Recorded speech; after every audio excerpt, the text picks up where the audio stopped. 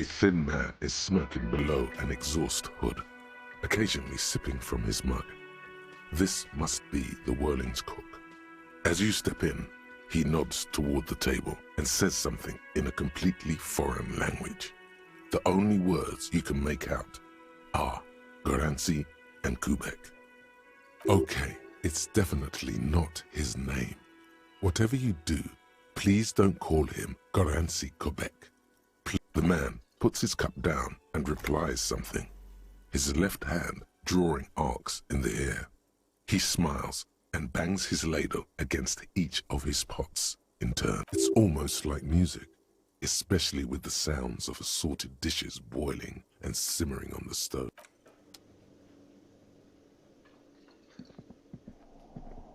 You see a heavy steel door with a prominent dimpled lock. It's painted blue. The door does not budge. The cobalt blue surface feels rough to touch.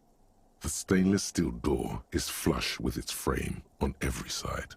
Old cobalt paint, rough on the fingers. 40, 50 years since this was painted maybe. It leads to a side building, adjacent to this one. The old building next to this, half ruined. Whatever is behind it must be older. You do? It's a door in the back of the kitchen. Why do you care where it leads? The winch, outside, in the backyard. Remember? No? Your fingers do. Eccentric. But okay, I suppose we could look into it. As a side investigation. It's hardly a side investigation. You already have a name for it. If you say so. Gart is the person to ask about this. The cafeteria manager.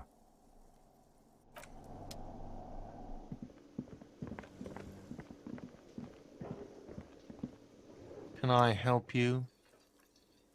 What thing? Oh, yes, that door, sure. There's nothing mysterious about it. It's just a door. No, I don't have a key. I don't know how to get there. And I don't care either. It's not like I've been wondering about it for 10 years. It's just a frit warehouse, probably. Or some boring storage space with a bunch of old junk and dust. Junk and dust. He's attempting to maintain an air of indifference. It's absolutely not convincing. Fine, okay, a little. But my job doesn't leave me time for wondering about one locked door in one of the cafeterias I manage. So I haven't opened it. I have cleaned the whole place 100 times over, though, after the animals. And I haven't found a key, so good luck with that. Yes, not the whole damn union, thank God. Just the nastiest and loudest faction. They come here in the evenings. Dumb, unruly types. Think they're big shit. But they're good customers. They place big orders and always pay on time. We should find out who this Lord faction is, occupying the booth. Loudness means talkative, and we need info. We don't. We have to wait. They'll show up sooner or later. Men get hungry, even striking men. If not today, then they'll be here tomorrow. There are these things called days. You sleep between them. He's saying they'll come after you've slept. Just making clear you got that. What? By the way, you should come back to this thing-based questionnaire if you see anything interesting in the Whirling later.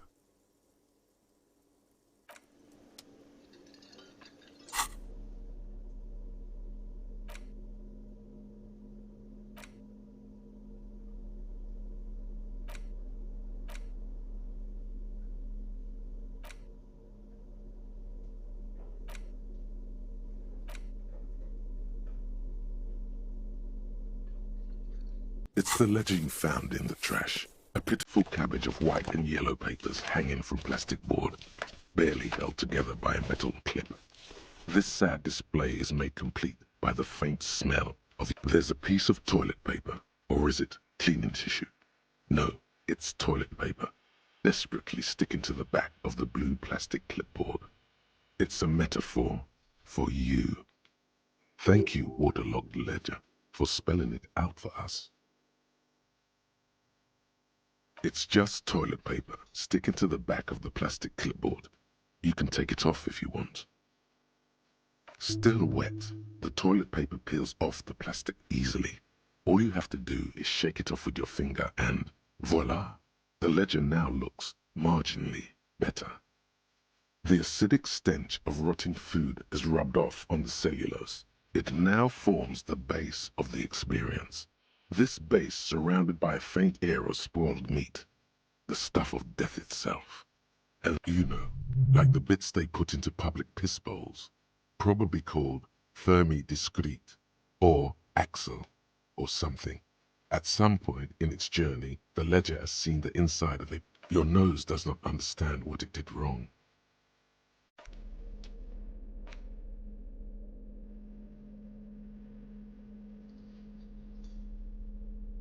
It's just a racist mug. What's there to read here? Not much.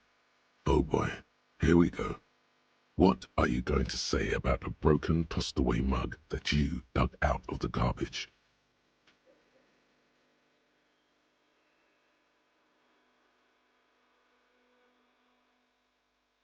So again, you dug it out of the trash. Why? It wasn't going to offend anyone there. Why don't you just get back to your case?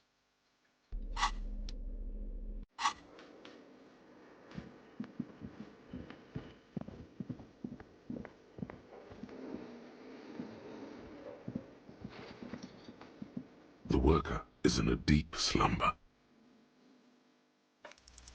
You gently shake his shoulder, but nothing happens. This man could probably sleep soundly in a ship's engine room.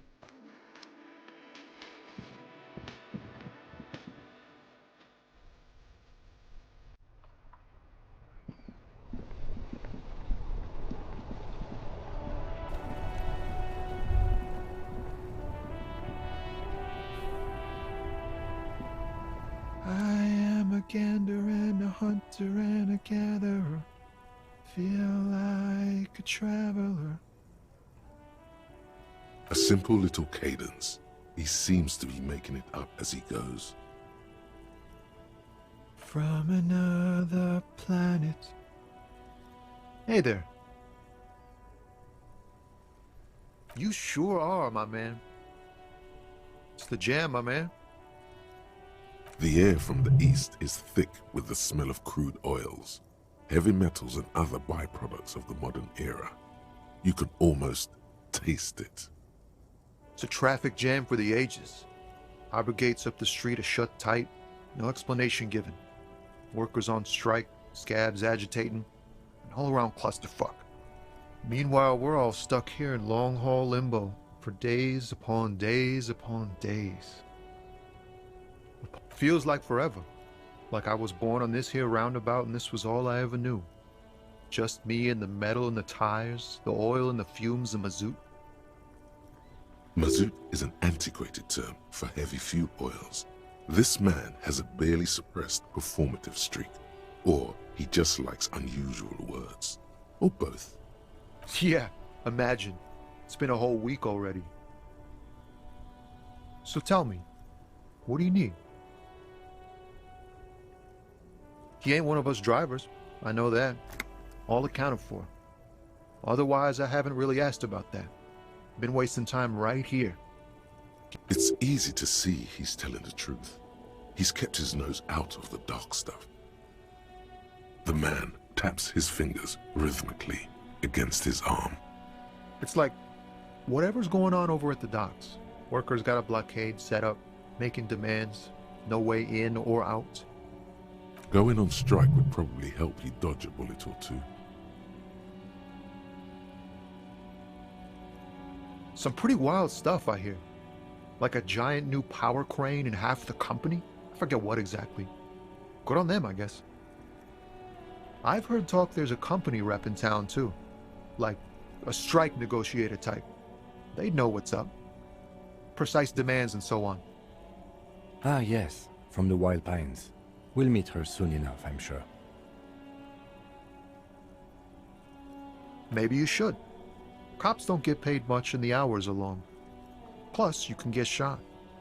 Why not? The RCM is a self-managing organization that operates on donations. We promote our own leaders. It would be like striking against your own mother. Yes, but do continue. You were asking about the strike? They want to keep that money flowing in, my man. Ka-ching. He doesn't blame them, but he's not on their side. That's for sure. Anything else? Yeah, this ain't really my area of expertise. I just do my job and get paid. I have things to do and places to be. All of us do. Us lorry drivers. Camioners. You still hang around here waiting for this mess to end.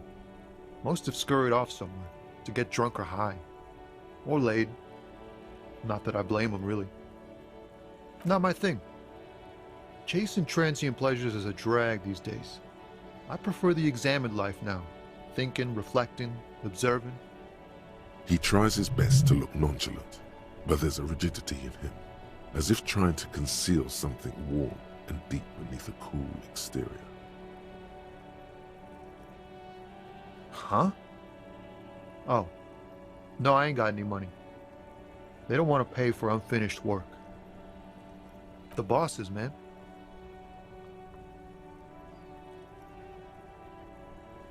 Dunno. What you need? Don't be a stranger.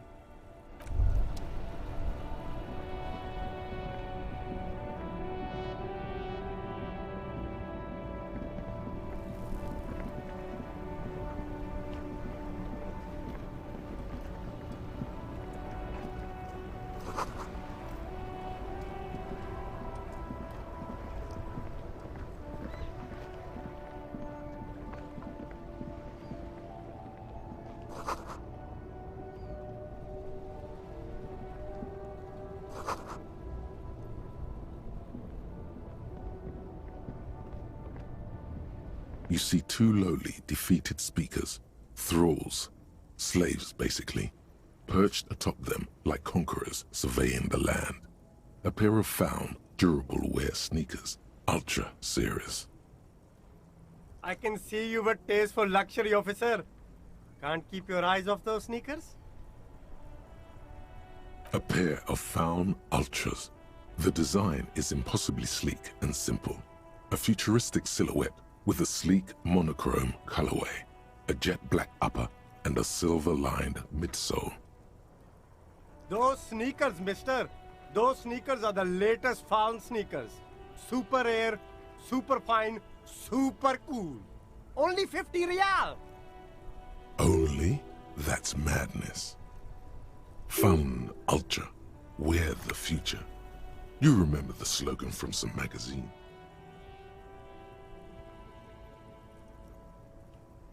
These once respectable speakers have been conquered, reduced to a mere prop by the indomitable found ultras atop them. A small heat emboss on the veneer reads, "Solidarity Aid from the People's Republic of Samara." The speakers themselves don't seem to display any magical qualities. No, don't look at the speakers, officer. Look at the sneakers. The sneakers are the stars here. These, officer? These speakers are Samaran garbage. I'm ashamed to even use them for props. Don't waste your time on them. Samaran trash? That sounds like they're from the Samaran People's Republic, produced under the dictatorship of the proletariat. No way, officer!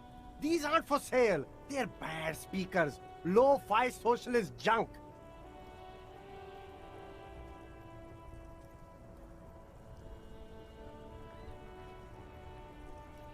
Well, if you want them... But see, they are the pedestal for my sneakers. If I let go of the speakers, where will the sneakers go? I can't leave premium lifestyle sneakers on the ground. If, on the other hand, you wanted to buy the sneakers too, I could maybe throw in the speakers for little extra. 50 cents? Damn, so you have to buy the sneakers first.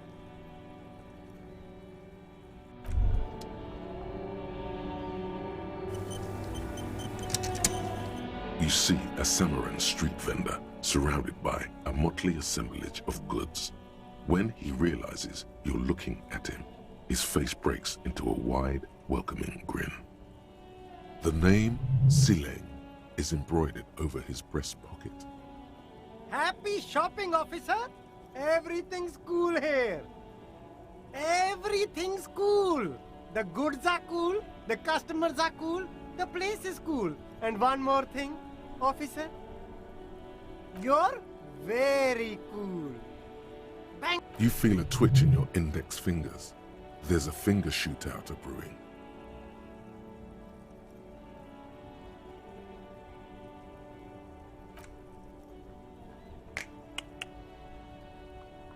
Don't shoot, officer! Have we got an arrest here or just a shakedown? Good one, officer! You're a funny guy! Now what can I do for you? He does not need your money. Please disregard that. We're just here to ask some questions. Of course! Fire away!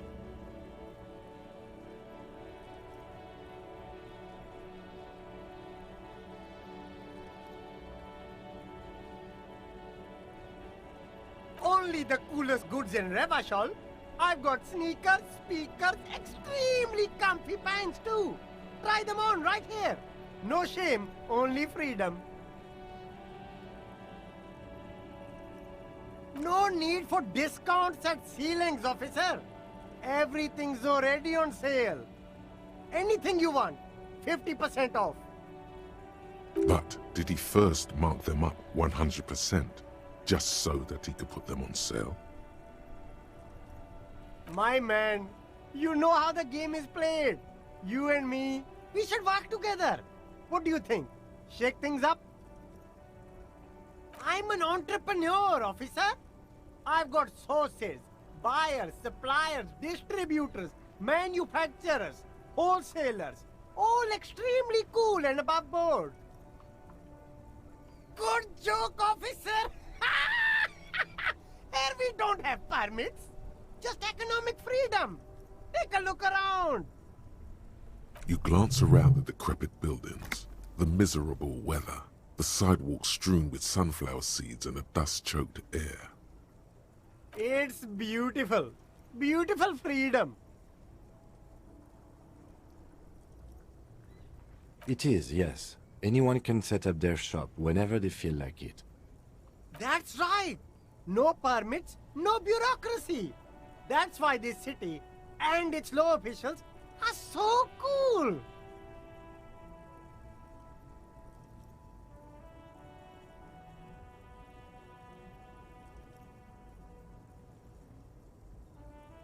If you wanted to be cynical about it, you could say we are here to protect the interests of property holders. I am not, however. My man, officer, you make all this possible. Without you, this climate would be extremely bad for business. You're part of the gossamer state. Gossamer is a fine, filmy substance consisting of cobwebs spun by small spiders, seen especially in autumn. It's safe to say he's referring to the near absence of regulations.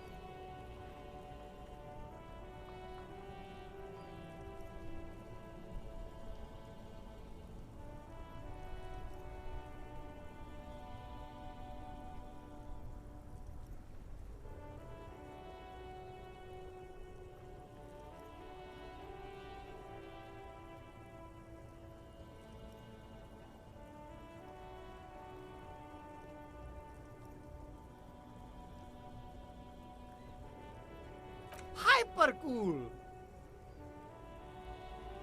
Anything for you.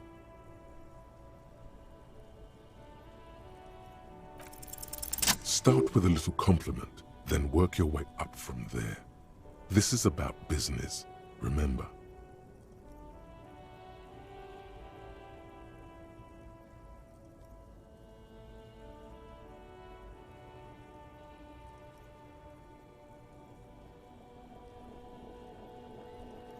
Oh, okay.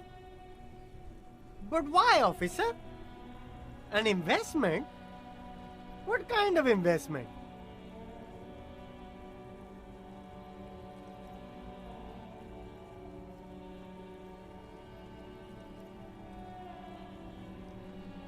I hear you, officer. What kind of a sum are we talking about here?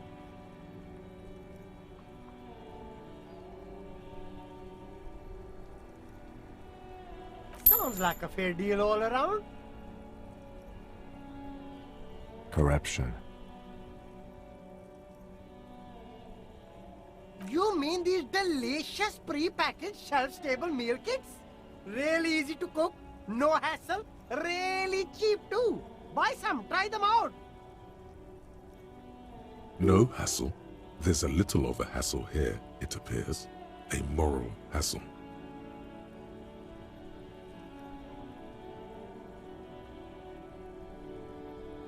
They're very delicious and shelf-stable. You can keep all this out in the sun come summer. Try it. Buy some tuna. Won't rot. Unrottable. Me? It's a boring story, officer. Who cares about the past? I'm all business now. All Revachol. This man probably comes from Seaguy, sometimes known as the Apricot Suzerainty, an archipelago in the Samoan Isola. Very cool. I like your style, officer.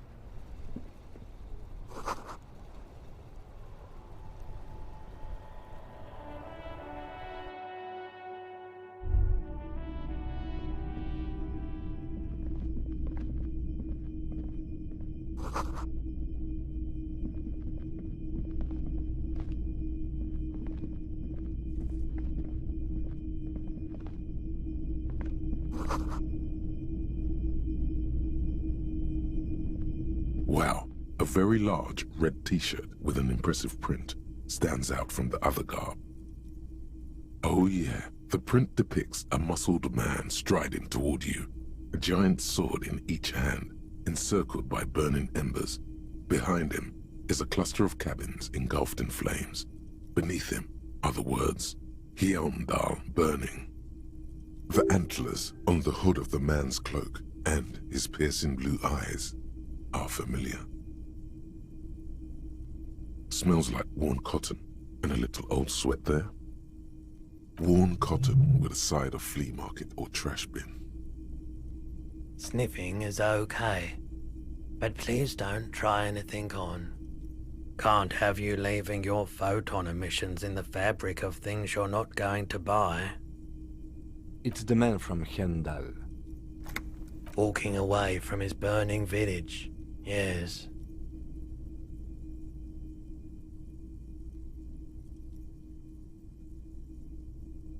Huh? The man from Yelmdale is the hero of a series of popular books based on a fictional version of Kotla, mostly what is nowadays Arda NFD. In fact, most people don't think that man from Yelmdale ever really existed, but they are wrong. Helmdal isn't a real place. Neither is the man a real man, of course, but both the man and Helmdal are an ontological necessity. But hey... Wow. What? I mean, even if the man from Helmdal didn't exist before the adventure novels, the stories have made it so that he has. It's simple, really. Okay. You sound skeptical. It's not that complicated. All that's required is a more robust understanding of cause and effect. Besides, I've been to Kotla, though not quite as far north as the Helmdal, and watched northern lights travel across the sky. It's for the best, because Eamdal is not a real place, and thus he could not have gone there. His theory isn't exactly incoherent, but its logic does suggest some unusual neural activity. 2 real. That's dirt cheap. But why?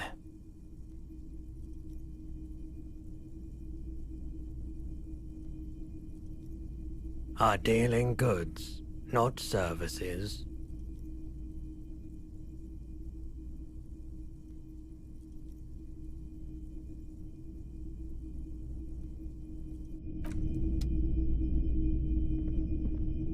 A typical Martinez streetlight sits among assorted floor and table lamps. The light pole has been carefully cut, and the wiring has been redone and attached to a standard indoor plug. The light buzzes faintly, but persistently. This would make quite a statement in your living room.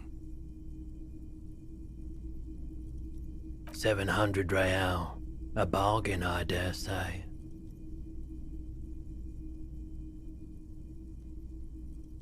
There's also the matter of rewiring, but the most important transformation is the light's placement among ordinary indoor fixtures, which has adjusted its morphological field. The light became suitable for use inside the home just a few days ago.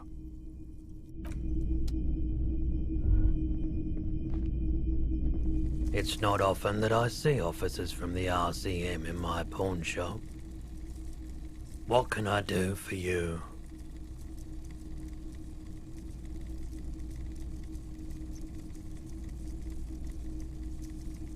I haven't had any problems myself, though some of my customers have complained about inconsistent law enforcement.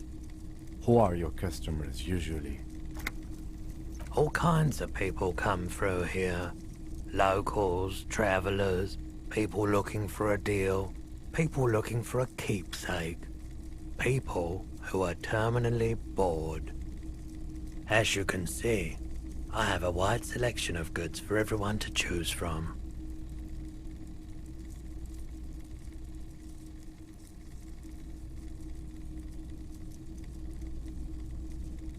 It keeps me entertained.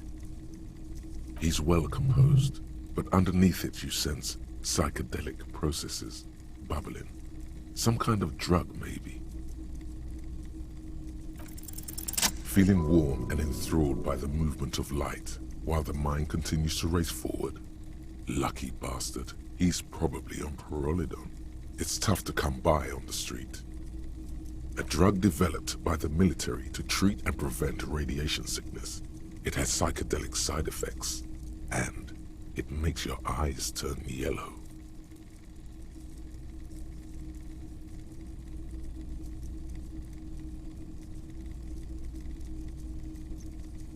How would I know?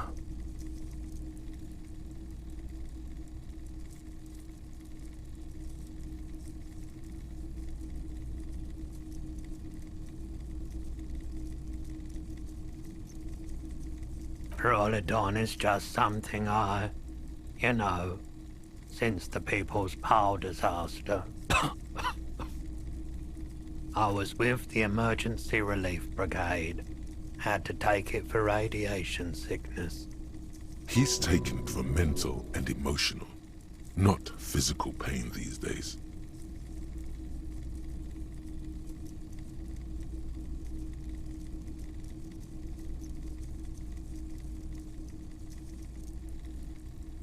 The clean-up happened 15 years ago. I was young then. Later, my second aunt died. Left me this shack and all the assorted junk in it. So I came to Martinez. People told me don't go there. It's a shithole. I said, people, there's a reason why everyone's tried to forget any of it ever happened. So much disappointment and early deaths. Cancer mostly. And we knew all that was coming even as we were cleaning up as best we could. No one's. Everyone's. A bunch of poor people built themselves a primitive nuclear reactor, hoping for the best. What do you think is going to happen? A bad idea. Some poor leftist built a particle decay generator in hopes of bringing affordable electricity to underserved communities. It malfunctioned. The People's Pile was a Type U particle decay generator that failed immediately after entering service, releasing radioactive waste into River Esperance. A primitive nuclear reactor, also called a pile. Construction began during the Commune of Revachol. The people continued work on it after the Commune fell. They wanted a cheap, needless to say, things didn't work out. An emergency valve defect resulted in steam pressure blowing the turbine, taking the fuel containment vessel up in the explosion. Both the faulty design and lack of finances contributed to the catastrophe. We were an all-volunteer force, self-organized, tried to help the fire brigades contain the spill. On the patch, gamma radiation lines crossed with a red drop of blood. I lived by the river since I was a small boy. The Esperance. Didn't have the art to let it all go to shit without trying to do something to help out. There wasn't much the volunteer force could do, however. We wasted years in the river mud. Years getting sick. I like the theory more than the story. Outward movement, not vortices. Yeah, you gotta get in on those vortices, my man.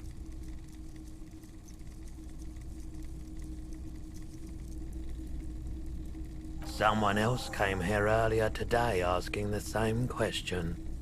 I promptly sold her the gun you pawned a couple days back. This is a pawn shop, and it did feel as if you've met before. Oh God. The lieutenant shifts from one foot to another, alert.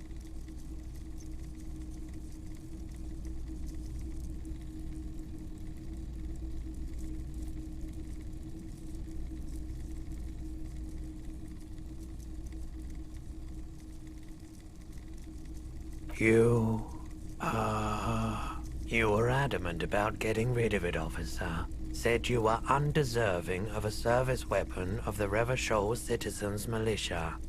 And I don't like keeping guns around the shop for long. Off the charts photon emissions. She didn't seem like a policeman, although she kept referring to herself as a pig. Truth be told, she was terrifying.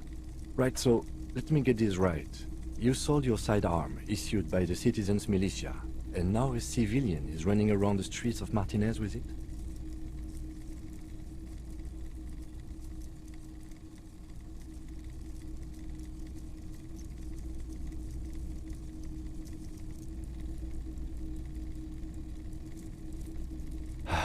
Yeah, it's not good. I do hope we manage to clean this mess up somehow, while also keeping our focus on the murder investigation. My apologies, officer. but I have no idea where she was coming from or where she went. A needle in a haystack. There is nothing you can do about it now. You'll just have to hope you luck upon her somehow. Of course. I doubt it, but I can try and answer any questions you may have. I do my best to keep my distance from all manner of butchery. Bad for business, bad for everyone. He doesn't know anything. The pawnbroker's gaze is already fixed on the dancing colors. Let me have a look.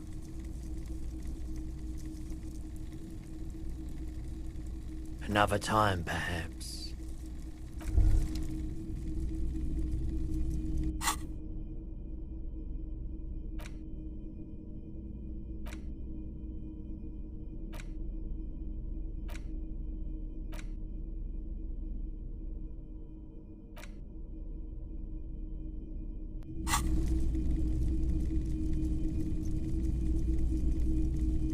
The boomboxes on the shelf look well-loved and well-traveled. Chipped, dented, they stare at you with the unblinking eyes of their tape reels. One especially catches your eye. Deep gold and amber plastic with a big old handle on top. A classic boombox that says, Stereo 8 approved. Just make sure it works before you buy it. Is the Harman Welshie W2, made in Vespa, designed in Seoul, plays all reel-to-reel formats, 2mm, 8mm, 12mm. It's even got a little radio in there. It'll set you back 12 real. Guillaume Le Million. Bad news. Guillaume Le Million did not become a cop. In '38, he went on a tour to the Sinyao province in Safre, where he died of autoerotic asphyxiation.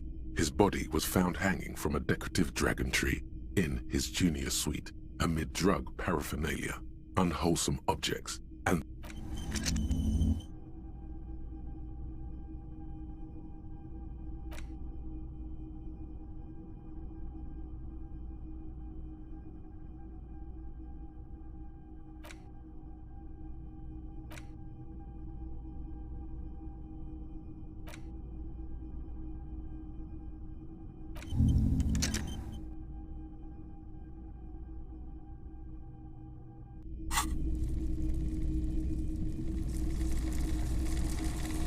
you see rows of toy soldiers guarding the rest of the trinkets displayed on the table.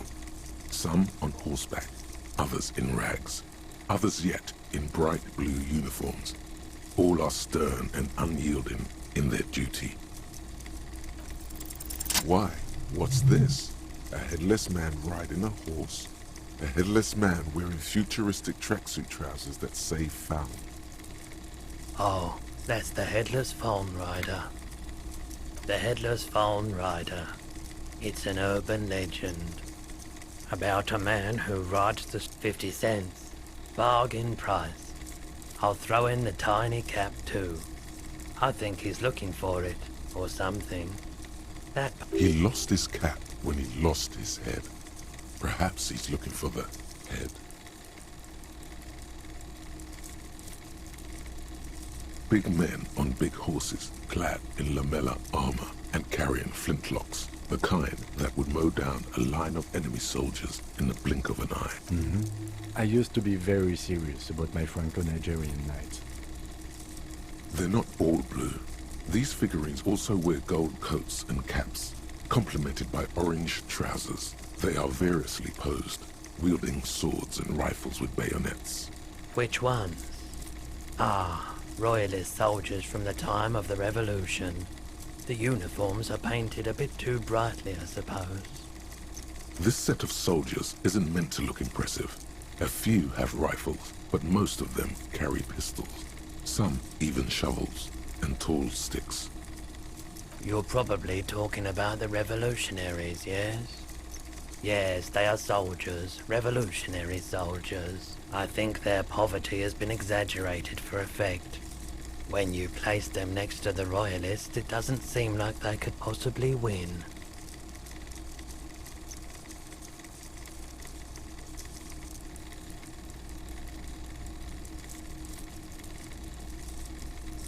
I don't like either set very much, to be honest.